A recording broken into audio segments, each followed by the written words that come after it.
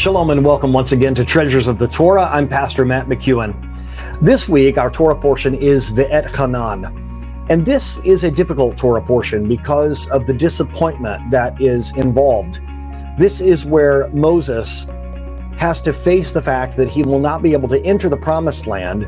And the sages tell us of a bit of a bargain or deal that he wants to make, but it's simply not possible. Let's go there now. It says here, "But God was angry with me for your sakes." This is in chapter 3, verse 26. God said to Moses, "You can't have it both ways.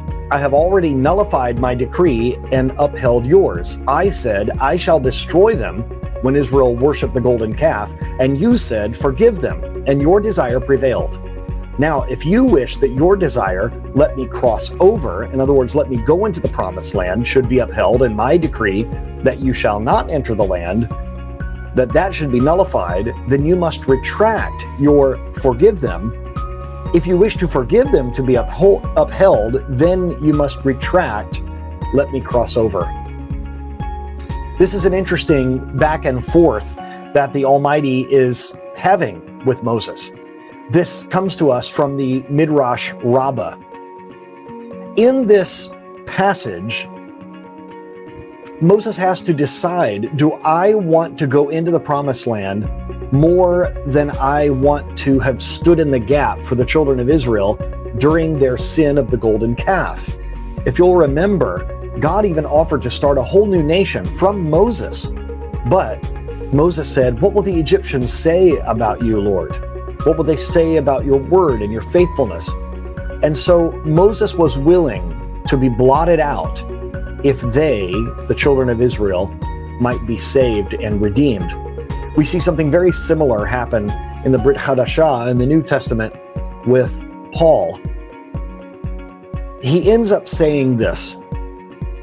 When Moses heard this, he proclaimed, "May Moses die and 100 like him, and not a fingernail of one of them be harmed." I want to read you another passage that comes from the Yalkut Shimoni. And it says here about the phrase in heaven or in earth. It says this: "When Moses saw that the decree had been sealed against him to not go into the promised land, he went into a circle and sat inside it and said, 'I'm not moving from here until you nullify the decree.' He then wrapped himself in sackcloth and covered himself with ashes and stood in prayer and supplication before God until the heaven and the earth and the very laws of creation began to tremble, and said, 'Perhaps the time has come for God to destroy the world.' What did God do at that moment? He announced that every gate of heaven and every gate of every court that Moses' prayer should not be admitted. For the voice of Moses' prayer was like a sword that slices and rips, and which nothing can stop." This is the power of Moses' prayer. Said Moses to God, "If you will not allow me to enter the land, allow me to enter as a beast of the field, who grazes on the grass and drinks the water and sees the world that way. Let my soul be as one of those." Said Moses to God, "If you will not allow me to enter the land, allow me to enter as a bird that flies in the air to all four corners of the earth, to collect its feed, and then in the evening returns to its nest. Let my soul be as one of those." To which God said, "Enough." Moses was so intent on being able to go into the promised land, even though God had decreed that he could not, that he wanted to try everything at his disposal. He wanted his prayer to be powerful. He wanted to sit in sackcloth and ashes to show God how contrite he was. Although this seems very bold, and we see the power of Moses' prayer as the heaven and earth began to shake, although this seems like something maybe only Moses could do, I think maybe there's a lesson here for us as far as the kavanah, as far as the intention of the heart, and maybe the fervency of our prayers. If we feel that heaven has decreed that something that we're praying about should not come to pass, should we, like Moses, try and fight for that? Should we try to do everything at our disposal to make sure that we get the answer from heaven that we are hoping for. I think as long as we're respectful, I don't think there's any problem with doing that. But I think we must be like Moses, as it says here in the Yalkut Shimoni. Eventually, God just says, enough, no more. And that's what we must go with. We were just mentioning Paul a little bit earlier. This thorn in the flesh that he had, 3 times he asked the Lord to take it away. And what did God say? His grace is enough. His grace is sufficient. That his power is made perfect in our weakness.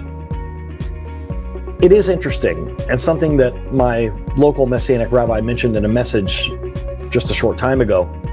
Moses eventually does get to go into the promised land in spirit, because we see at the Mountain of Transfiguration that he is there with Elijah, both of them coming to visit Yeshua. So in a way, he eventually did get to come into the promised land. My prayer for you this week is that you will accept the answers that the Lord has for you. But if you feel by the Holy Spirit you are to continue to push, to really double down with your prayer, then do it.